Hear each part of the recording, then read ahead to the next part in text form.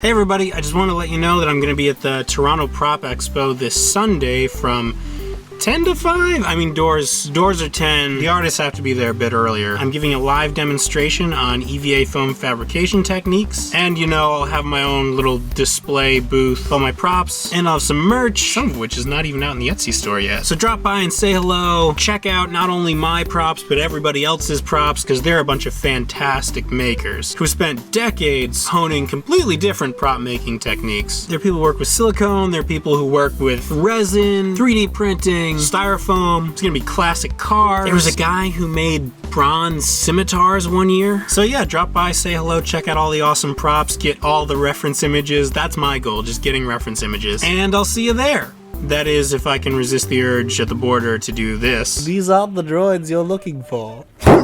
I mean, they're right there. How could I not? Oh boy, this is gonna be tough.